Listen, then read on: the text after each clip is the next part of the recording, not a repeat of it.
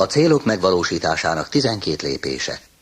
Az egyik legbölcsebb ember, akivel valaha találkoztam, elárulta a siker egyik titkát, ami igazán nagy hatással volt rám. Ez egyszerűen a következő. Az egyik legfontosabb dolog, amire 50 évi kutatás után rájött, az az, hogy használjuk fel a siker elérésének bevált módszereit. Azt mondta, az életünk túl rövid ahhoz, hogy mi magunk újra fel akarjuk találni a kereket. A legokosabb dolog, amit tehetünk, az az úgynevezett kreatív utánzás. Vagyis nézzünk utána, mi az, amit mások már sikeresen megcsináltak. És csináljuk utánuk, amíg eljutunk addig a pontig, amikor már jól csináljuk. Aztán fejlesszük tovább. Amiről ebben a szekcióban beszélni akarok, az egy bevált út a sikerhez. 12 lépéses módszer a célok kitűzésére és megvalósítására, amelyre már több mint 100 000 embert megtanítottam.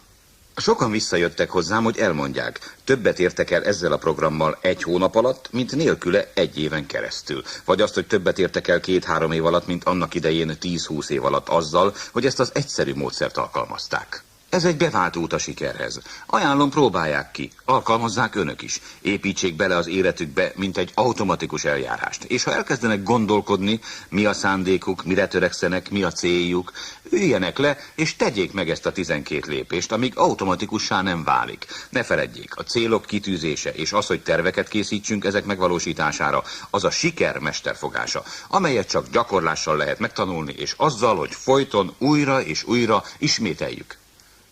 Tehát fogjunk hozzá, és nézzük, mi ez a 12 lépés. Az első lépés a sikerhez vezető út kezdete, de előtte lépjünk vissza egy pillanatra. Korábban beszéltünk már a nagy határozott cél jelentőségéről, az ön legfőbb határozott céljáról, az első, a legfontosabb célról az ön életében. És sokan eljönnek hozzám, írnak vagy telefonálnak, hogy megkérdezzék, hogyan válasszam ki a legnagyobb határozott célom. És az egyetlen megoldás, amit ajánlhatok, az az, hogy csinálják végig azt a 7 lépéses gyakorlatot, amit az előző előadásban elvégeztünk. És hogyha így sem sikerülne, legyen az a legnagyobb céljuk, hogy megtalálják a legnagyobb határozott céljukat. Gondolkodjanak el azon, mi legyen a legnagyobb céljuk. Kérdezzék meg maguktól, mi lehetne az, minek kéne lennie, minek kell lennie, mi legyen az. Állandóan csak ez járjon a fejükben. Keressék az információt, nézzenek körül a világban, és majd meglátják, hogy egy természeti törvény kérlelhetetlenségével hirtelen előbukkan a legnagyobb határozott célunk. Nagyon világosan, nagyon nyilvánvalóan, minden kétséget kizáróan, méghozzá a lehető legmegfelelőbb időben. Erre majd még visszatérünk, amikor később a tudatfölöttiről fogunk beszélni. De mostanra, ha nincs legnagyobb határozott célunk, legyen az a legfőbb célunk, hogy megtaláljuk a legnagyobb célunk. És ha megtalálták, futtassák át ezen a gyakorlaton, ahogy egy programot a kompjúteren, hogy a végén megkapják a választ. A célok kitűzésének első lépése a vágy. És minél erősebb ez a vágy, minél égetőbb ez a vágy, minél jobban akarjuk, annál valószínűbb, hogy sikerül megvalósítanunk. A tény az, ezt már sokan sokszor elmondták, hogy az égető vágy minden nagy teljesítmény kiinduló pontja. Miért olyan fontos ez? Az égető vágy az, amely átsegít bennünket minden nehézségen, csalódáson, átmeneti kudarcon, akadályon, mert ha célunk méltó hozzánk, el fogunk bukni. Újra és újra el fogunk bukni. Hibákat követünk el, elviszi a pénzünket, elrabolja az időnket, tele leszünk aggodalommal. Az az igazság, ha nem fekszenek éjjel az ágyban a mennyezetet bámulva, heves szívveréssel hetente 3-szor, akkor valószínűleg nem is akarják eléggé az egészet. Tehát az égető vágy a nagy célok megvalósításának kezdete, és az égető vágy mindig személyes. Mindig személyes. Ez azt jelenti, hogy ha kitűzünk egy célt, bármi legyen is az a cél, az az ön célja legyen. Nem tűzhetünk ki célt más valaki számára, de más valaki sem tűzhet ki célt a mi számunkra. Tehát a vágy legyen mindig személyes. Ha valaki azt mondja, fizetésemelést akarok, ez a célom, ezzel a főnökének tűz ki célt. Egy fiatalember azt mondta, feleségül akarok venni egy bizonyos lányt, ezzel a lánynak tűzünk ki célt. Csak önök tűzhetnek ki maguknak célokat, de bizonyosodjanak meg arról, hogy a kitűzött cél az önöké, hogy a kitűzött cél olyan legyen, amelyik tőlünk függ. Nem olyan cél, amelyet más akar tőlünk, vagy amiről azt hiszük illene megtennünk, mert elvárják tőlünk, vagy jó lenne, ha megtennénk. Szálljunk magunkba, és legyünk teljesen őszinték. Teljesen őszinték. Kérdezzük meg magunktól, mi az, amit akarunk. Érdekes módon ehhez nagy bátorság kell.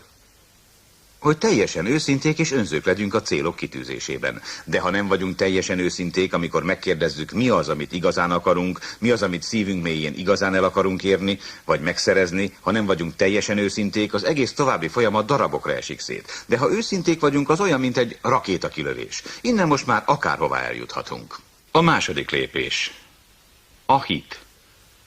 Emlékezzenek, azt mondtuk korábban, hogy a külső világ mindig is belső világunk kivetülése lesz. És hogy belső világunk abból tevődik össze, amiben hiszünk, ami a meggyőződésünk. Tehát nagyon fontos a hit. Az, amiben bízunk, az, amiben hiszünk, itt a szívünk legmélyén. Ike tiszteletesnek volt egy nagyszerű prédikációja, amelyben a bűvöletről beszélt, és azt mondta, hogy amitől el vagyunk bűvölve, az valósággá válik számunkra, mert vonzódunk hozzá, az pedig közelebb kerül hozzánk. Hogy miben hiszünk, miben van bizalmunk, mi érdekel, vonz bennünket, mi bűvöl el bennünket, az nagyon lényeges. Egy másik kulcs szó a meggyőződés. Hinnünk kell abban, hogy lehetséges megvalósítani a célunkat. Hinnünk kell abban, hogy el lehet érni azt, amire törekszünk. Ebből a szempontból rettentő lényeges, hogy a cél hihető legyen. Sokan vannak, akik a célok kitűzésével kapcsolatos elképzelések hallatán tévedésbe esnek. Azt gondolják, megyek és egy éven belül megkeresek 1 milliót. Pedig a dolog lényege az, hogy $1 millió ahhoz képest, amennyit most keresnek, az ugrás az $1 millió a legtöbb esetben olyan hatalmas, hogy a tudatunk egyszerűen kiveti magából, mint illogikusat, elfogadhatatlant, lehetetlent. És ha a tudatunk kiveti magából, sose jut be a tudatalattinkba. Ne feledjék, a tudatalatti csak olyasmit fogad el parancsként, amiben a tudatunk teljes mértékben hinni tud. Tehát legyen hihető és legyen elérhető. Jobb lesz először egy kisebb célt kitűzni és megvalósítani. Aztán egy nagyobbat, aztán egy még nagyobbat, és így tovább. Lássunk rögtön 2 példát. Ha le akarunk fogyni, ne azzal kezdjük, hogy leadok 10-20 kilót, adjunk le 2 kilót. 2 kiló az teljesen hihető. 2 kiló az teljesen elfogadható. Ha pedig növelni akarjuk a jövedelmünket, növeljük mondjuk 50%-kal. Tehát növeljük a jövedelmünket 50%-kal. Ha évi $10,000 keresünk, mondjuk, az a célom, hogy évi $15,000 keressek, évente $15,000 fogok keresni. 50%, ez teljesen elfogadható. Ez havonta kevesebb, mint 4%-os emelkedést jelent. A 2 kiló is elfogadható. És ahogy elkezd nőni a jövedelmünk, vagy csökkenni a súlyunk, akkor igazítsunk a célon. Legyen még 2 kiló, vagy 50%-kal több, és a többi. De a cél legyen hihető. A Harvard Egyetem kutatásai alapján céljaink megvalósításának 50%-os legyen a valószínűsége. 50%-os valószínűség, és minden cél irányuljon arra, amit a következő lépésnek nevezünk. A következő logikus lépésnek a cél megvalósítása felé. Tehát, ha részt akarnak venni egy maratoni futáson, először 1 mérföldet fussanak, egy kellemes laza mérföldet, aztán 2 mérföldet, 3-at. Viszont nulláról indulva maratont futni, az bizony nem más, mint egy önpusztító vállalkozás, ami többet fog ártani, mint amennyire motivál. Ne feledjék, annak érdekében, hogy egy cél felszabadítsa a bennünk rejlő motivációs képességet, feltétlenül tudnunk kell hinni abban, hogy képesek vagyunk megvalósítani. Ezért jobb alacsonyabbra tenni a lécet, aztán egyre magasabbra emelni, mint rögtön olyan magasra tenni, hogy legyőzzön bennünket. A harmadik lépés, írjuk le. Ez nagyon fontos, mert a legtöbb ember nem írja le a céljait. Az embereknek csak 3%-a írja le a céljait. Csak 5%-nak van célja egyáltalán, és csak 3% írja le. És feltételezem, hogy önök se írták le céljaikat, és ha le is írták őket, talán nem kellő részletességgel. Írjuk le, mi a célunk. Emlékeznek, az emberek miért nem tűznek ki célokat? Az egyik oka, miért nem írják le őket, mert ha leírják céljaikat, azzal konkréttá teszik azokat. Hirtelen felébred a tudatalattijuk, és azt mondja, ezt komolyan gondolja. Ha nem írják le, ezzel elkerülik, hogy kötelezettséget vállaljanak. Az emberek általában azért nem írják le a céljaikat, mert tudatalatt félnek a kudarctól. Azért nem írják le a céljaikat, mert nem akarják elkötelezni magukat. Ha soha nem írják le, senki sem mondhatja, hogy nem teljesítették. Ha nem írják le, nincs kötelezettség, nyitva hagyjuk a helyzetet, ha úgy tetszik. És jönnek a további kudarcok és az alulteljesítés. A sikeres emberek mind leírják céljaikat. Ha sikeresek akarunk lenni, nincs más választásunk. Írjuk le a céljainkat, tegyük konkréttá, kötelezzük el magunkat. 100%-os kötelezettséget vállalva sokkal közelebb jutunk a célunkhoz, mint el tudnánk képzelni. És ha leírjuk, tegyük világossá. Ne legyen homályos. Boldog akarok lenni, vagy gazdag. Legyen világos, határozzuk meg pontosan. Ha többet akarnak keresni, határozzák meg pontosan, mennyi legyen az, méghozzá az adó levonása után. Ha vállalkozásba akarnak kezdeni, természetesen hasznot hozó vállalkozásba. Ha új kapcsolatot akarnak, az legyen boldog kapcsolat. Tehát legyen világos, határozott, és fejezzék ki minél színesebben. Minél színesebb nyelven. Mert minél színesebben fejezzük ki, annál gyakrabban fogadja be a tudatalatti. Érzelemdús szavakkal, mint meleg, izgalmas, erőteljes, szerető, boldog, dinamikus. Az ilyenfajta szavak közvetítik a célt a tudatalattiba. Abszolút lényeges, hogy a cél legyen leírva. Ez az a pont mellesleg, ahol a győztesek elválnak a vesztesektől, mert a vesztesek mindig találnak okot arra, hogy ne írják le céljaikat. A negyedik. Tegyük fel magunknak ezt a fontos kérdést. Miért akarjuk? Miért akarjuk? Ez az egyik legfontosabb kérdés, mert ezzel választ adunk 3 dologra. Először is megbizonyosodhatunk, hogy ez a mi célunk és nem másé. Másodszor megerősíti bennünk a vágyat. Mert minél több okunk van, ezek az indítékaink. Az indítékaink a legtöbb esetben fontosabbak, mint maga a cél. A célok változhatnak, az indítékok általában változatlanok. Azért akarjuk, hogy boldogabbak legyünk, egészségesebbek, népszerűbbek, azért akarjuk, hogy kielégítse szükségleteinket, hogy jelentést és célt adjon életünknek. Miért akarjuk? Tehát minél több okunk van arra, hogy akarjunk valamit, és listát készítsünk róluk. Soroljuk fel az okokat. Minél több az okunk, annál erősebb lesz a vágyunk, mert az okok az üzemanyag a teljesítmények kemencéjében. Az okok a teljesítmények üzemanyaga. Minél több okunk van arra, hogy véghez vigyünk valamit, annál valószínűbb, hogy sikerül. Például azt mondjuk, szeretnék megkeresni $50,000 egy évben. Vagy 30 000, vagy 100 000, mindegy. És valaki megkérdezi miért, ha csak azt mondjuk, hát csak szeretnék annyi pénzt keresni, abban nincs szinte semmi mozgatóerő. De ha azt mondjuk, hogy vehessek egy kocsit, hogy törődhessek a családommal, hogy utazhassak a feleségemmel, vagy a férjemmel, hogy vásárolhassak a gyerekeimnek, hogy kicserélhessem a ruhatára, vagy másik házat vehessek, vagy egy másik kocsit, minél több dolgot sorolunk itt fel, annál valószínűbb, hogy sikerül majd megvalósítanunk. Mert ha felsoroljuk az okainkat, intenzívebbé tesszük hitünket és meggyőződésünket, hogy mindez lehetséges. Az 5. lépés a célok kitűzése terén, hogy elemezzük a helyzetünket. Elemezzük a kiindulási helyzetet. Ez nagyon fontos. Mert ha elemezzük a jelen helyzetet, tudjuk, mi lesz a következő lépés. Mit is értünk azon, hogy elemezzük a kiindulási helyzetet? Nos, hadd mondjak néhány példát. Ha elemezzük a helyzetünket, meg kell kérdeznünk magunktól, mik az erősségeink, miben vagyunk erősek és mik a gyenge pontjaink, mi az, amit még tanulnunk kell, mi az, amin javítanunk kell. Mielőtt egy nagy célt megvalósítunk, nagyobb erőfeszítésekre van szükség. Mielőtt az életünket meg tudnánk változtatni, feltétlenül meg kell változtatnunk önmagunkat. Mielőtt valami különleges dolgot véghez vihetnénk, egy sor hétköznapi dolgot kell megtennünk. Ez egy lényeges kérdés. Ha le akarunk fogyni, mi lesz az első dolgunk? Lemérni magunkat. Ha többet akarunk keresni, először utána nézzünk, mennyit kerestünk az előző évben, mennyit keresünk most. Ha többet akarunk keresni, és mondjuk ügynökösködünk, megnézzük, hány ügyfelet látogattunk meg. Mármint naponta. Hány üzletet kötünk, mekkora az eladási értékben, mennyi az átlag üzletkötés, mennyit kell teljesítenem, mennyivel kéne többet teljesítenem, stb. Ha növelni akarom a vevőkörömet, kielemezzük a helyzetünket. Mi a helyem a piacon? Mennyire tőkeerős a vállalkozásom? Mi a helyzet nálam a munkaerő terén? Milyenek a lehetőségei a piacbővítésnek, a hiteleknek? Tehát leülünk és készítünk egy világos elemzést. Pontosan úgy, ahogy egy hadvezér stratégiai elemzést készít az adott helyzetről, mielőtt egy nagyobb hadműveletbe kezdene. Az emberek gyakran elkövetik azt a hibát, hogy nekiindulnak anélkül, hogy időt szánnának arra, hogy felmérjék az adott helyzetet. Aztán, ha úgy találják, hogy falba ütköznek, vagy elbuknak a küzdelemben, kiderül, hogy nincs meg a kellő alapjuk. Ez volt tehát a 6 kezdőlépés. Határozzuk meg, mi az, amire vágyunk. Bocsánat, az 5 kezdőlépés. Határozzuk meg, mire vágyunk. Higgyük, hogy végre tudjuk hajtani. Írjuk le, határozzuk meg az okokat. Elemezzük a helyzetünket, aztán a 6. lépés. Tűzzünk ki határidőt. Tűzzünk ki határidőt. Egy cél határidő nélkül az nem is igazi cél. Egy cél határidő nélkül ez egy önáltatási gyakorlat. Tehát nagyon vigyázzunk, tűzzünk ki határidőt a cél megvalósítására, aztán tűzzünk ki mini határidőket. Tehát egy éves cél esetén 12 egyhónapos célt, 2 féléves célt, 4 negyedéves célt, 12 egyhónapos célt, aztán 4 egyhetes célt.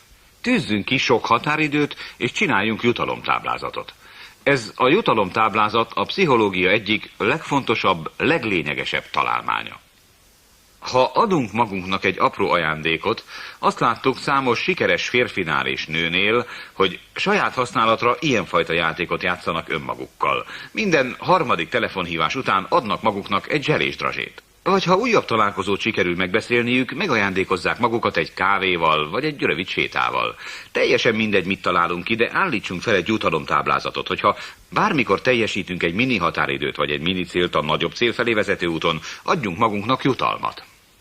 Látni fogjuk, hogy emberek, akik képtelenek voltak önmagukat motiválni ezekkel az apró jutalmakkal szépen sorban, egyszerűen nem elég egy hatalmas jutalom az út végén. A természetünk olyanok vagyunk, mint a gyerekek. Szükségünk van egy csomó apró jutalomra útközben, egy csomó zselésdrazsére a születésnapi torta, vagy a születésnapi zsúr felé. Állítsunk fel jutalomtáblázatot. Vehetünk magunknak valami új ruhadarabot, elutazhatunk valahová, elmehetünk egy étterembe. Lehet bármi, amit csak akarunk. Lehetnek kis ajándékok kisebb teljesítményekért, közepes ajándékok közepes teljesítményekért, nagy ajándékok nagy teljesítményekért. De valamilyen ajándék mindenképpen legyen, mert ez növeli bennünk a vágyat, fenntartja bennünk az izgalmat, a lelkesedést, a tudat megerősít bennünket, és újabb dolgok elvégzésére sarkal. A 7. lépés. És itt lépünk be a tervezési fázisba, tehát a 7. lépés. Azonosítsuk az akadályokat, amelyeket le kell győznünk. Azonosítsuk az akadályokat. Tudjuk azt, hogy az akadályok egyenlőek a sikerrel. A siker egyenlő az akadályokkal. Nincs siker akadályok nélkül. Az az igazság, hogy az akadályok azért vannak, hogy irányítsanak, nem azért, hogy akadályozzanak. Irányítsanak, ne akadályozzanak. Ne feledjék, minden akadály vagy nehézség, amivel útban a céljuk felé találkoznak, azért van, hogy irányítson bennünket valami módon. Tehát azonosítsuk az akadályokat, amelyeket le kell küzdenünk a cél felé vezető úton. Az egyik dolog, ami az embereket visszatartja a nagyobb teljesítményektől, az, hogy az út elején egy csomó akadályt látnak, amelyeket le kell győzniük. Mint amikor a telepesek keltek át a prérin 100 évvel ezelőtt, és szembe találkoztak a hatalmas sziklás hegységgel, és el se tudták képzelni, hogy fognak átkelni ezen a masszív hegyvonulaton, még néhány vadász és cserkész rájött arra, hogy vannak völgyek, amiket ha megtalálnak, át tudnak jutni a túloldalra. Tehát semmi másra nem volt szükség, csak egy völgyre a hegyeken keresztül, és átjutottak a másik oldalra. Tehát azonosítsuk az akadályokat, aztán készítsünk róluk listát. Nézzük meg, mik azok a dolgok, amelyek az utunkban állnak, amíg teljesíthetnénk a célt. Miért nem jutunk el a célhoz? Ha nincsenek akadályok, nem is célról van szó, csak valamiféle tevékenységről. Tehát mi áll köztünk és a céljaink között. Amellett legyünk hálásak az akadályokért, mert az akadályok biztosítják azt, hogy az út végén siker vár ránk. Ahol nincsenek akadályok, ahol nincsenek nehézségek, nincsenek kihívások útközben, ott nincs lehetőség a sikerre sem. Azután állítsuk fontossági sorrendbe az akadályokat. Nézzük meg, hogy azok között a dolgok között, amelyek köztem és a célom között állnak, melyik az első számú. Melyik az első számú akadály? Képzeljék el, hogy ez itt ön. Remélem jól látják, tehát ez itt ön, és ez itt a célja. Na most, önöktől a célhoz egy út vezet, és ez az út tele van kanyarokkal, és tele van akadályokkal, csapdákkal, zsákutcákkal, és a többi. És valahol a cél felé vezető úton ott van az úgynevezett szikla. Ez a szikla a legfőbb akadály. A szikla a legfőbb akadálya annak, hogy megvalósítassa a célját a kívánt minőségben és mennyiségben. Az egyik legfontosabb tennivalónk az lesz, hogy megkérdezzük magunktól, mi az én sziklám, melyik a legnagyobb akadály, melyik a legfőbb akadály, amely megakadályozza, hogy eljussunk a célhoz. A szikla azonosítása a jó stratéga egyik legfőbb fegyverténye. A szikla azonosítása kulcsfontosságú lépés. Miért? Mert ha le is győznénk a célhoz vezető úton elénk kerülő akadályokat, a szikla még mindig ott lenne, és nem érhetnénk el a célunkat. Ha nem vagyunk óvatosak, és ha nem állítunk fel fontossági sorrendet, egy csomó lényegtelen dologgal foglalkozunk majd, és a sziklát érintetlenül hagyjuk. Az intelligens ember viszont a sziklára összpontosít, az intelligens ember azt mondja, ez itt a legfőbb akadály. És ennek a sziklának esik neki. Éjjel-nappal ezt igyekszik eltávolítani, amíg csak az útjában áll. Van egy találó kifejezés. Adjunk bele apait, anyait. Ha van egy nagy problémánk, egy nagy akadály, nagy nehézség, amely az utunkban áll, adjunk bele apait, anyait, koncentráljuk rá minden erőnket és figyelmünket. Dolgozzunk rajta éjjel-nappal, heteken keresztül, hogy megszabaduljunk tőle. Mert ha ettől az egyetlen akadálytól megszabadulunk, sokkal közelebb kerülünk a célhoz, mintha legyőznénk az összes többi apróbb akadályt. Tehát a legfőbb határozott célunk szempontjából melyik a mi sziklánk? Melyik a legfőbb akadály? Mi akadályoz a továbbjutásban? Lehet, hogy bennünk van. Lehet az önbizalom hiánya, lehet, hogy kételkedünk önmagunkban, félünk a veszteségtől. Sok minden lehet, ez teljesen természetes. Az is lehet, hogy kívül esik rajtunk, lehet a pénz hiánya, vagy az információ, a tudás hiánya, lehet a külső segítség hiánya, lehet egészségügyi ok. Számtalan dolog lehet, de bármi legyen is az, ha elhatározzuk, hogy elérünk egy célt, derítsük ki mi az, és igyekezzünk eltávolítani. A 8. lépés. Állapítsuk meg, milyen tudásra van szükségünk. Állapítsuk meg, milyen tudásra lesz szükségünk. Tudáson alapuló társadalomban élünk. Ez nem kétséges. Mindegy, hogy mit akarunk megvalósítani, több tudásra lesz szükségünk, mint amennyivel rendelkezünk. Az az élet alapszabálya, hogy többé-kevésbé olyan messzire jutottunk, amennyire csak lehetett az életben, az adott pillanatban azzal, amit jelenleg tudunk. Ezért hangsúlyozom ilyen nyomatékosan a folyamatos önképzés szükségességét, az olvasásét, a tanulásét, az információszerzését, mert több tudásra van szükségünk. A tudáshoz kétféleképpen juthatunk, vagy saját magunk szerezzük meg, olvasás, kutatás, saját munkák révén, vagy szerezhetünk tudást másoktól. Akármi a helyzet, állapítsuk meg, milyen tudásra van szükségünk. Milyen tudásra van szükségünk?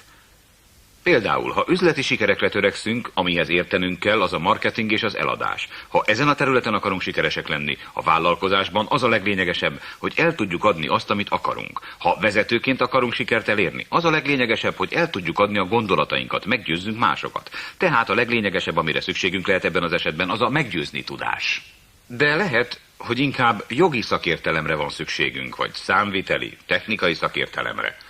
2 szempont. Állítsuk fontossági sorrendbe a tudásunkat.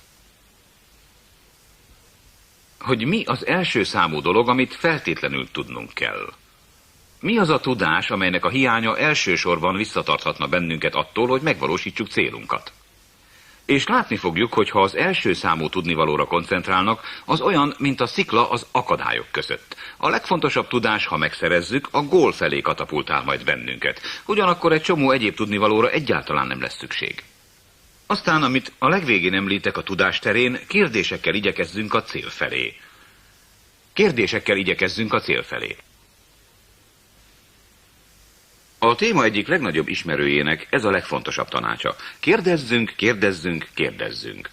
Azt tanítja, és ezt a téma számos más szakértője is megerősíti, hogy ez a felszólítás, kérdezzünk, ez a sikeres élet titka. Kérdezzék azokat, akik értenek hozzá. Ha szükség van rá, alkalmazzunk jogászt, szaktanácsadót, különleges szakértőket, könyvelőket. Kérdésekkel igyekezzünk a cél felé. Keressenek olyan embereket, akik az önök területén sikereket értek el, akik tapasztalattal rendelkeznek, és tegyünk fel nekik kérdéseket. Miért nem kérdeznek az emberek? Egyszerű az oka, a legtöbb ember fél a visszautasítástól.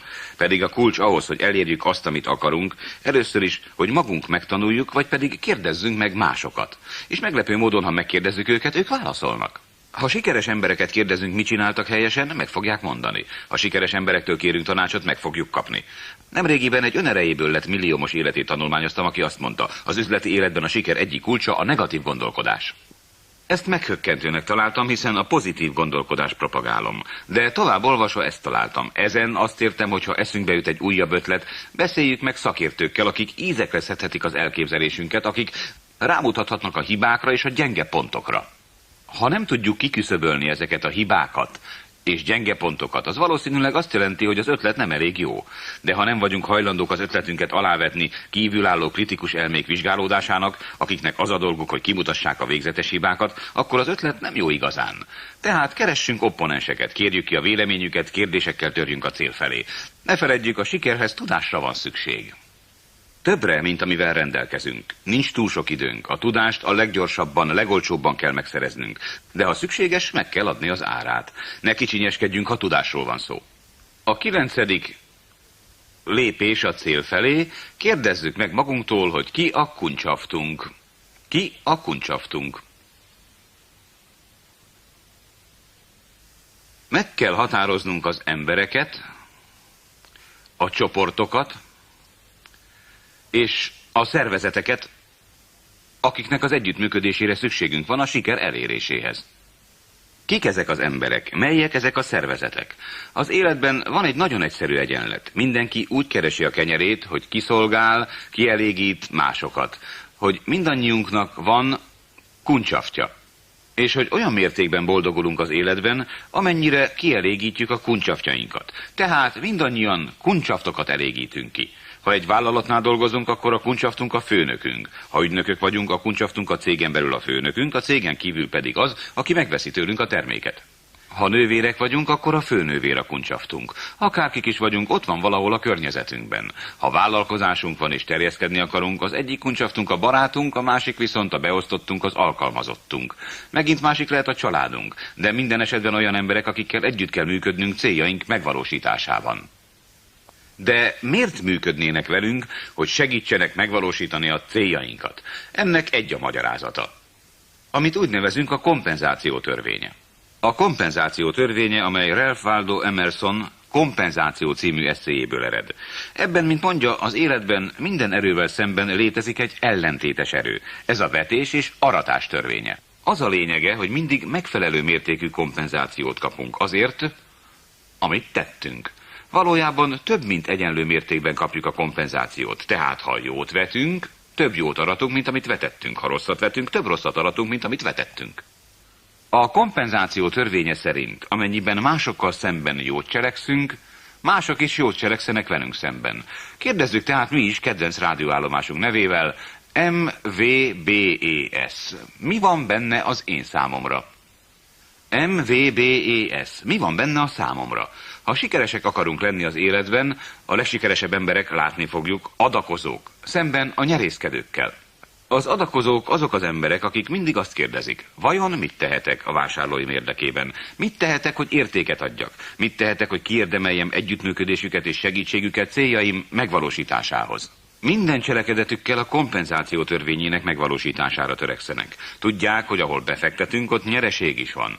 A legjobb cégek Amerikában, Kanadában vagy bárhol a világon a kompenzáció törvényére épülnek. Arra, hogy vessünk jó magot, és akkor jó lesz az aratás is.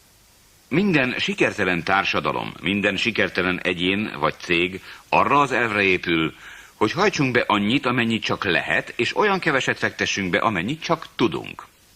A második törvény, ami ezzel összefügg, az a szolgálat törvénye.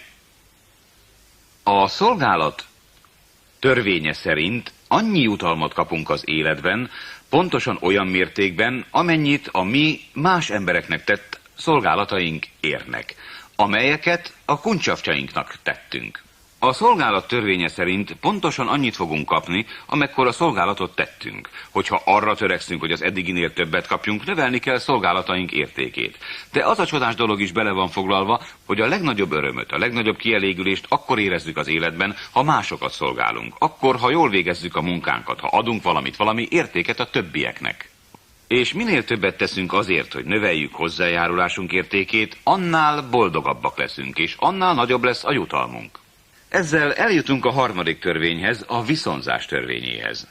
A viszonzás törvénye szerint bármilyen szolgálatot végzünk mások számára, azért kapunk valamit viszonzásképpen, és ez egy újabb törvényhez vezet, ezt úgy hívjuk a túlkompenzálás törvénye. Szerintem és sok más ember szerint a túlkompenzálás törvénye a kulcs a sikerhez. Ennek a törvénynek ez a lényege. Mindig tegyünk többet, mint amennyi a fizetségünk. Fektessünk be többet, mint amennyit kiveszünk. Tegyünk többet, mint amit elvárnak. Tegyünk többet, mint amennyi a fizetségünk. Sose keressünk majd többet, mint most, míg nem teszünk többet, mint amennyiért megfizetnek.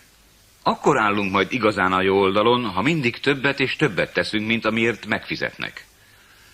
A 10. lépés. Készítsünk tervet. És dolgozzuk át Újra és újra. Minden sikeres férfi és nő egyben sikeres tervező. És hogy készítsünk tervet? Egyszerűen. A terv tevékenységek felsorolása. Más szóval, mindabból, amiről beszéltünk, le kell szűrnünk, mit kell tennünk annak érdekében, hogy megvalósítsuk a célunkat. Aztán elrendezzük a felsorolást, mint a létrafokait. Meghatározzuk a fontossági sorrendet és az időrendet. Mit tegyünk először, mit másodszor. Mi fontosabb, mi kevésbé fontos, aztán pedig cselekedjünk. Hajtsuk végre a tervünket és ellenőrizzük folyamatosan. A 11. A megjelenítés. A megjelenítés többet ér a korábbi 10-nél. A megjelenítés azt jelenti, hogy lelki szemeink előtt világosan felidézzük az elérendő célt. Idézzük fel a képét. Aztán képzeljük el, képzeljük magunk elé az eredményt. Idézzük fel a képét, lássuk magunk előtt a célt, mintha már megvalósult volna. Lássuk valóságnak, és játsszuk le a képét újra és újra lelkünk képernyőjén. Idézzük fel a képet lelki szemeink előtt, míg egészen tisztán nem látjuk. Tervezzük meg, rajzoljuk meg, tegyünk meg mindent, amit csak kell, hogy létrejöjjön itt belül az a kép. Aztán gondoljunk rá minél többet. Gondoljuk azt, hogy a célunk már valósággá vált, gondoljunk rá újra és újra. Addig ismételjük ezt, míg egyre mélyebben bevésődik a tudatalattinkba. A 12. lépés. Támogassuk a tervünket szilárd elhatározással és kitartással. Támogassuk a tervünket szilárd elhatározással és kitartással. Mert végső soron az ön sikerének a kulcsa, hogy hosszabb ideig lesz képes kitartani tovább, mint bárki más. A győztesek és a csúcsteljesítményekre képes személyek vizsgálata során úgy találtuk, hogy a kitartás képessége épp olyan elengedhetetlen része egy férfi vagy nő jellemének, mint a szén az acélnak. Erre a kitartásra csak akkor lesz szükségünk, ha rosszul mennek a dolgok. A kitartás csak akkor kerül előtérbe, amikor minden darabokra hull körülöttünk, és fel akarjuk adni. A kitartás teljesen érdektelen, ha jól mennek a dolgok. A kitartás csak akkor kap szerepet, amikor tovább akarjuk folytatni a küzdelmet. Különböző akadályok, nehézségek, csalódások, elbukások, anyagi veszteségek és a többi ellenére. Az önerőből lett milliómosok tanulmányozása közben úgy találtuk, hogy ezek az amerikai sikeremberek 3-4-szer majdnem tönkrementek. De akármi történt is ezekkel az emberekkel, folytatták tovább a küzdelmet. És ez az egyik oka annak, hogy sikeresek lettek. Hiszen azt is megtanultuk, hogy a nagy siker elérése érdekében, tetszik, nem tetszik, néha szembe kell néznünk időleges visszaélésekkel, időleges vereségekkel, időleges akadályokkal. Winston Churchill életének igen jelentős pillanata volt, amikor egy iskolai ünnepségen megkérték, hogy foglalja össze életének tanulságát néhány szóban. Életem legfőbb tanulságát össze tudom foglalni 4 szóban, mondta, ahogy ott állt botjára támaszkodva. Ezek a szavak a következők, fiatalemberek. Soha ne add fel. Soha ne add fel.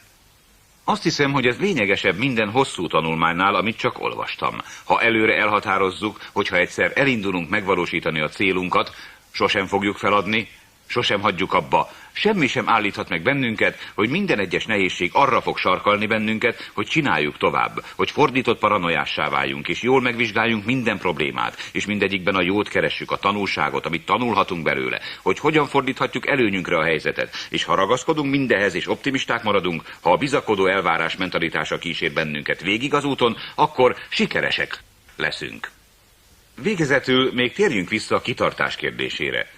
Mert ez a tulajdonság határozza meg, hogy tényleg sikeresek leszünk-e. Az álhatatosság, a kitartás az önmagunkba vetett hit fokmérője.